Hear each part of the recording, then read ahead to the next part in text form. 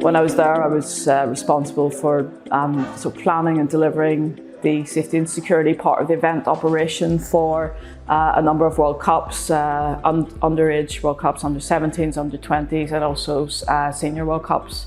My biggest tournament that I was responsible for was the Women's World Cup in France in 2019. It's a really fascinating area because you're kind of key and critical to every part of the event operation, and the sort of project managers would lean kind of heavily on my experience there for helping to plan. The last tournament I did with FIFA was the Club World Cup in Qatar, and at the start of 2021, which was a very different tournament because we were still in COVID at that time, and we had what was called a bubble tournament. So there was one bubble with the players and everyone who'd be working in and around the dressing room areas. And then there was another group of us who were looking after the stadium management part of it. And we were never allowed to meet because if the players got sick, then the tournament was over, you know. So that was a really interesting one.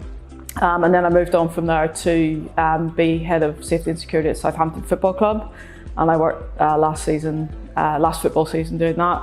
And I've since moved on to a more broad role around stadium operations, and I'm working at the Ageas Bowl, which is the home ground of Hampshire County Cricket Club, and the Southern Vipers, which is the women's team, and also we host international matches for England at the ground, as well as other events like concerts and stuff, which is new to me because I've been always about the sport before, so doing some different things with this one. So I've worked in and around a few different events and environments in different types of roles and different sports. It's been a kind of a broad experience around different things, and it's taken me to some really interesting places, particularly with FIFA. Working in the Korean Republic, in the Gulf states, and where else? India. Did a tournament in India, and as well as France and Uruguay.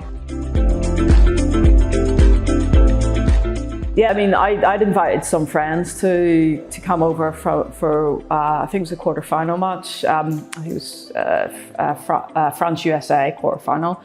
And I was able to go with them to watch the match rather than working for that particular one.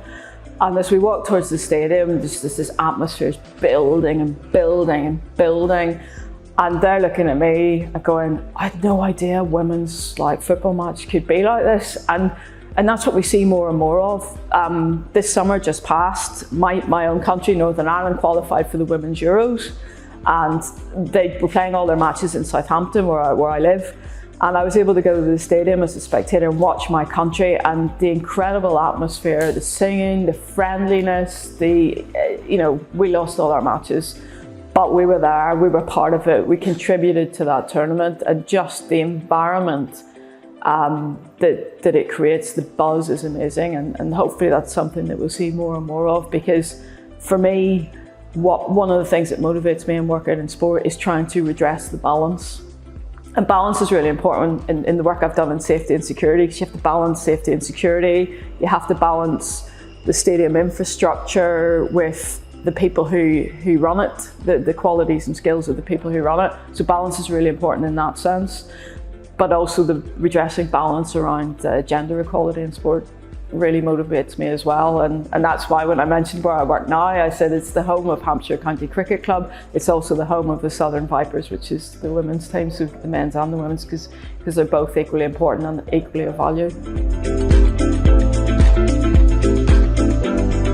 Yeah, well, it's the people who it's the stewards and the security personnel who have the ultimate responsibility for keeping those two bubbles separate. So they're the ones standing at the door saying, no, you can't go through there because you have not got the right accreditation, which is something as a steward or a security person that you have to do anyway, because you go to a tournament and there's areas that some people aren't allowed into, like you may not have a ticket for hospitality, so you can't go into hospitality, or you should not be going to the dressing room area. So it was another thing for them to do, and I think just empowering them to say no is really important, and to say no, you can't go there. But the other part of it, because the key skill that you have to have in safety and security, particularly in a frontline role, is around communication.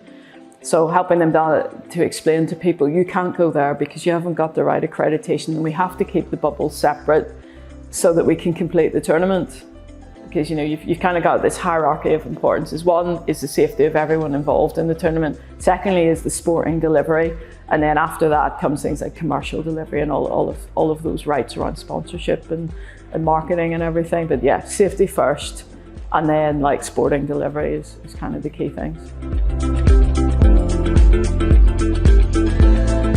Very much so. I mean, I've done a lot of training of staff who work in stewarding and security, and I'd say the question, what do you think I'm looking for? And people go, oh, they'll have a security license or they'll have experience. I'll be like, no, the first thing I'm looking for is that you can communicate. Because if you have to restrict what someone's doing or direct them a certain way, how you do that makes a big impact on how they respond to it. So communication skills are the most important. I think the first thing that you have to remember is that everyone wants the same outcome. Everyone wants people to come to a stadium or an arena or whatever the sports ground may be. Everyone wants somebody to come, have a really good time and leave. We cannot be responsible for what happens on the grass or on the ice or the court or whatever it is. We're not responsible for that, but we are responsible for making sure everyone has a good time. And if you put that at the center of what you're doing and make that the basis of that, then you treat people in the right way and they respond in the right way. And I think that's important.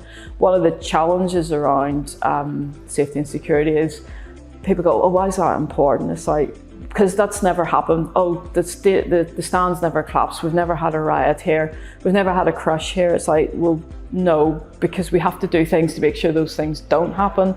And it's it's all going well until it isn't. And the point where it doesn't go well, you've got a really big problem. So it's about putting preventative things in place to make a safe environment, to make an environment where people feel welcome, and then you get the right response out of people from that.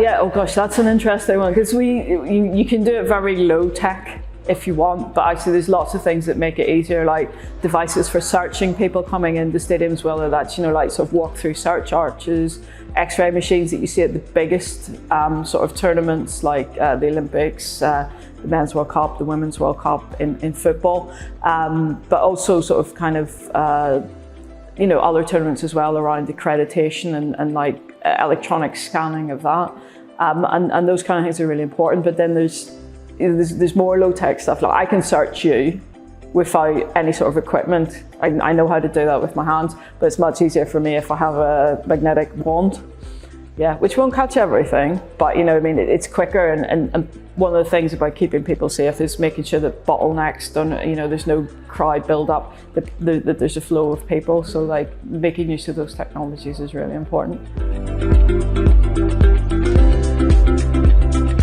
I think a lot of technologies were in place beforehand, but stuff around thermal scanning and heat scanning and using the experience of developing technologies to make crowd movement work was really important, in thinking about finding solutions to how we do this in an environment where interactions between people are suddenly more challenging. And I'm really fortunate. I work with a great team of people who are really committed and really enthusiastic to delivering, because everyone takes I think that's one of the lovely things about working in sport, is people take a real pride in what they do and they're really committed to it. You have to be, because it can be hard to get a breakthrough to work in sport, so you have to be committed. And I think that passion for, if you work in a stadium like I do, for example, is the passion for the environment, the stadium environment, but also for working in sport generally is something that really shines through. And there's teams on the pitch, but there's also a team behind the scenes, and I love being part of that team behind the scenes, because when people come into the stadium, and they enjoy, they enjoy themselves no matter what happens on the pitch. They can like walk away and go, I still did a good, the team didn't win tonight, but you know what, we had a really good time. There was a great atmosphere, the toilets were clean, I was able to get a burger, the stewards helped me when I couldn't find my seat, that sort of thing. That we're all part of creating that, and I work with a team of very passionate, committed people to make that happen for other people, and that's what I really love about working in sport. It's been fantastic because you learn about the whole breadth of the sports business. So I didn't really know an awful lot about marketing before, or sponsorship, or things like that. But I was able to put it in the context of the work that I was doing. So I would work with marketing teams, but I understand their perspective on things a bit better now, and it makes me think about that when I'm planning. So it's like, well, if I do that, how does that impact on our marketing team? Some departments you work with very closely, like ticketing anyway, but actually it's that broader thing. Well, how does that impact on that? How does that impact on the legal team and then the contracts that they're making and what we do? And I think just understanding the business of sport more broadly is really helpful in the jobs that I've been doing since I took that up. But also in everything that I will do going forward in the future as well. And it's not just about now, but it's also about my future career path as well, whatever that might look like.